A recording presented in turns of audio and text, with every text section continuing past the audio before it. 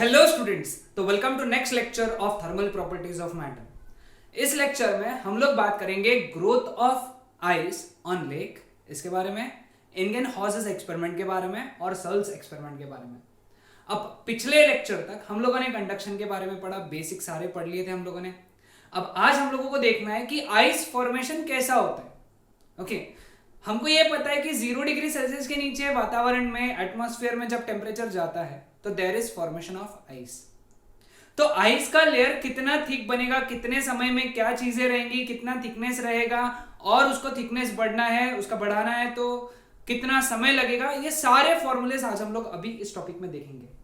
तो without wasting our time will start with our topic.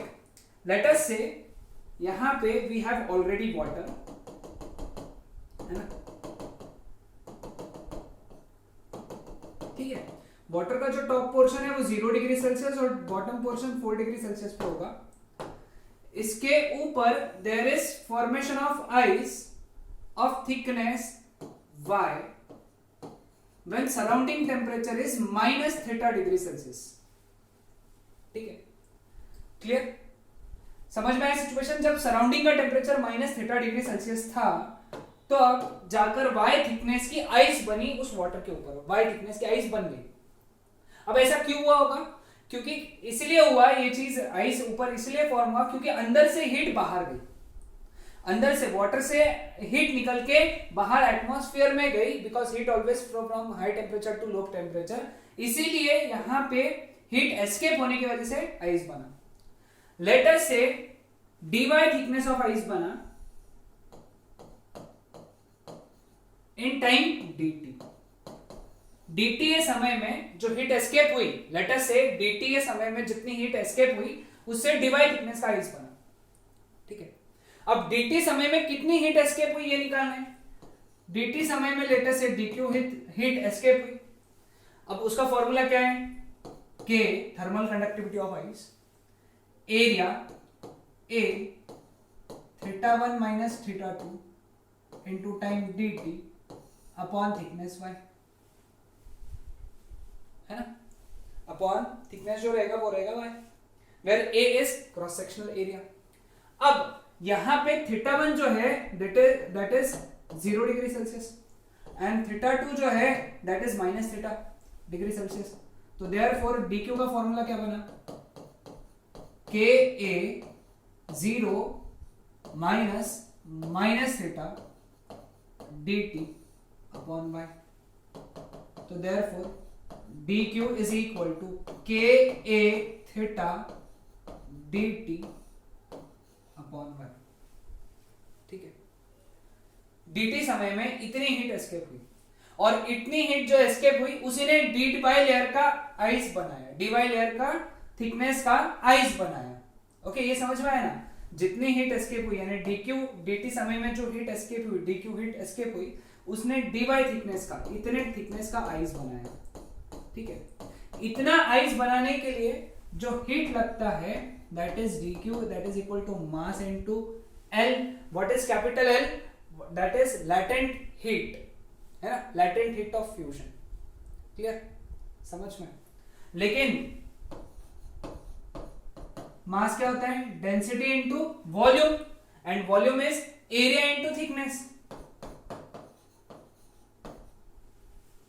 ठीक है, समझ में? So from equation 1 and from equation 2 दोनों की लेफ्ट हैंड साइड इक्वल है तो राइट हैंड साइड भी इक्वल होना चाहिए। तो therefore k a theta dt upon y should be equal to rho a dy into L। a और a cut हो गया तो देयरफॉर dt कितना हो गया फिर यहां से? रो L upon k theta y dy। Rearrange कर लो, टर्म को देख लो, यही आने वाला है ना? तो t समय में, टोटल t समय लगा y थिकनेस के आइस बनने को। तो therefore taking integration dt that is equal to rho L k theta constant है, सब इंटीग्रेशन के बाहर, इंटीग्रेशन में बचा y dy। अब लिमिट्स देखो कैसे लगा रहा हूं मैं इसके, लिमिट्स देखो। जब टाइम 0 था तो आइस की थिकनेस भी 0 थी, जब टाइम t हुआ तो आइस की थिकनेस y बन गई।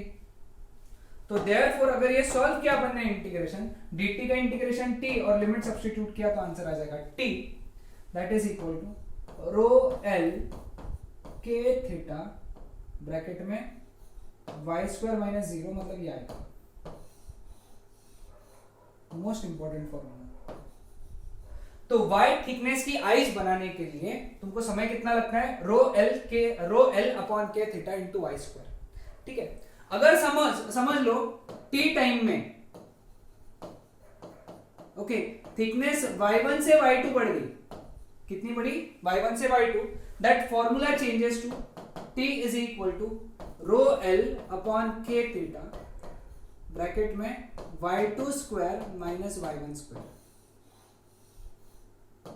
फॉर्मूले में डिफरेंस समझो, ये 0 टू y थिकनेस के मतलब जब आइस कुछ भी नहीं था शुरुआत में y थिकनेस का आइस बनाने के लिए, और ये y1 से y2 थिकनेस का आइस बनाने के लिए इतना समय लगता है।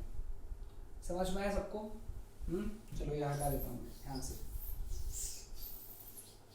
अब इसके लिए कुछ पॉइंट्स अपने को ध्यान में रखने हैं। Okay, we know that time is directly proportional to thickness square, है ना, time is directly proportional to thickness square. तो 0 टू y थिकनेस और फिर y टू 2y थिकनेस,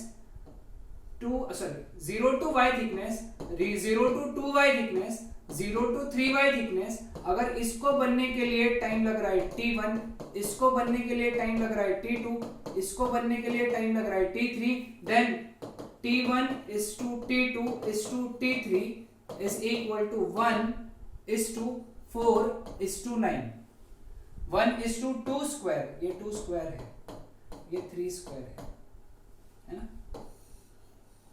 समझे सब लोग? यानी अगर समझ लो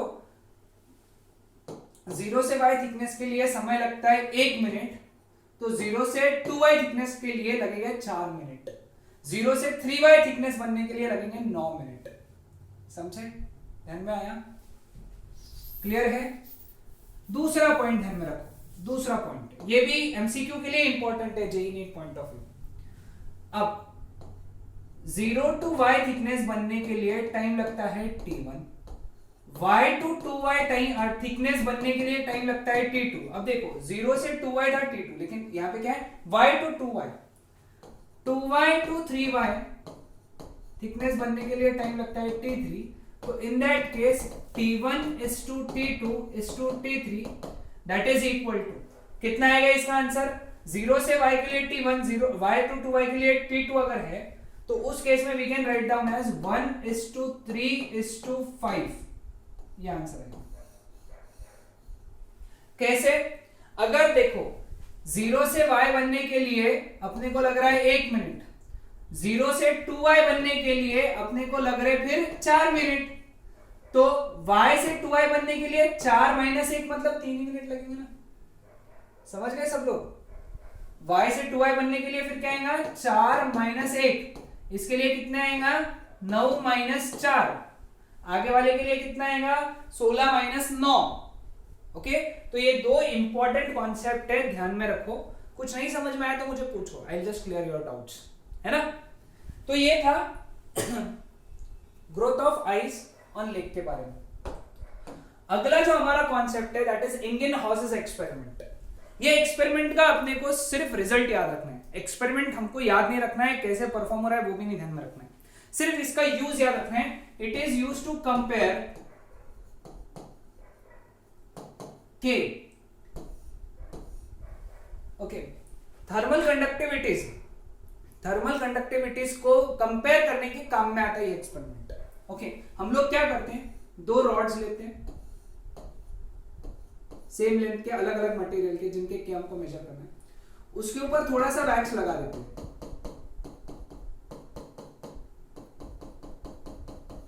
सेम लेंथ तक वैक्स लगाते हैं, फिर दोनों से हीट पास कराते हैं। सो क्या होगा कि कुछ वैक्स मेल्ट होगा। लेट अस से इसका जो वैक्स मेल्ट हुआ L1 लेंथ का हुआ, इसका जो वैक्स मेल्ट हुआ L2 लेंथ का हुआ। तो इन दैट केस इनका थर्मल कंडक्टिविटी का ratio K1 upon K2 that is L1 upon L2 whole square. Okay, this is L1 upon L2 whole square. Okay, what is L1 and L2? L1 and L2 are the amount of wax melted. है ना? जितना length of wax melt हुआ that is L1 and L2. Clear with this? तो ये था Ingenhouse's experiment. Next है Searle's experiment. Searle's experiment भी again अपने सिलेबस में डिटेल्ड एक्सपेरिमेंट नहीं है. ओके, ये एक्सपेरिमेंट जो है ये के कोई भी मेटालिक रॉड का के डिटरमाइन करने में मदद करता है हमको, कोई भी मेटालिक रॉड का के. ओके, तो हम लोग क्या करते हैं, एक मेटालिक रॉड लेते हैं जिसका हमको के निकालना है. ठीक है, उससे हम लोग हीट पास कराते हैं. क्या पास कराते हैं? हीट. तो हमको मालूम है क्यू का फॉर्मूला के ए, लेट अस से θ1 और θ2 ये टेम्परेचर है. तो θ1 minus θ2 into time t upon length l.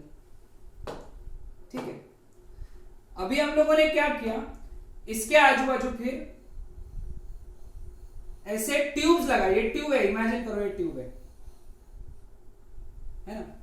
इधर से पानी घुसाया और इधर से पानी निकाला. ये हो गया आउटलेट और ये हो गया इनलेट. ठीक है, जब पानी इनलेट में गया तो उसका टेम्परेचर लेटर से θ3 था और आउटलेट में जब बाहर आया तो उसका टेम्परेचर θ4 था. स्वाभाविक सा अगर टेम्परेचर बढ़ गया क्योंकि क्या हो गया, इस पानी ने इस रॉड से हीट गेन किया और हीट गेन करके θ1 से θ4 उसने टेम्परेचर बढ़ा लिया. तो ये जो टेम्परेचर बढ़ा तो उसको हीट कितनी मिली होगी, जितनी रॉड की हीट निकली थी. रॉड से कितनी हीट निकली, Q m small C specific heat θ3 minus θ4, sorry extremely sorry θ4 minus θ3. okay, now comparing these two equation हम लोगों को क्या मिलेगा, k a θ1 minus θ2 into t upon l that is equal to m c θ4 minus θ3. अब यहां से तुम k निकाल सकते हो, k का इक्वेशन बन जाएगा यहां से आसानी से. तो k कैलकुलेट कर सकते हो. बाकी सब तुमको मालूम है, एरिया ऑफ क्रॉस सेक्शन पता है, ये टेम्परेचर डिफरेंसेस पता है, टाइम पता है, लेंथ पता है, मास ऑफ वाटर पता है, स्पेसिफिक हीट पता है, θ4 θ3 तुम निकाल सकते हो, है ना. सब थर्मोमीटर से कैलकुलेट कर सकते हो, तो k निकाल सकते हो. अब अगर सपोज ये हीट जो रॉड से निकली अगर इसने आइस मेल्ट किया तो इक्वेशन क्या बदल जाएगा. तो ये जो हीट है जिसने आइस मेल्ट किया कितना था, इतना, तो मेल्ट किया तो m into l, that's it. Ice melt किया या फिर वाटर को स्टीम में कन्वर्ट किया तो फिर ये चीज. तो जो प्रॉब्लम में सिचुएशन दिया रहेगा हम लोग पढ़ेंगे आगे, तो जो प्रॉब्लम में सिचुएशन दिया रहेगा उसके हिसाब से हम लोग फॉर्मूला यूज करेंगे. ओके, तो सभी को ध्यान में आया. तो ये था हमारा आज का टॉपिक. नेक्स्ट लेक्चर में हम लोग इसी पर बेस्ड न्यूमेरिकल्स देखेंगे. Okay, that's it.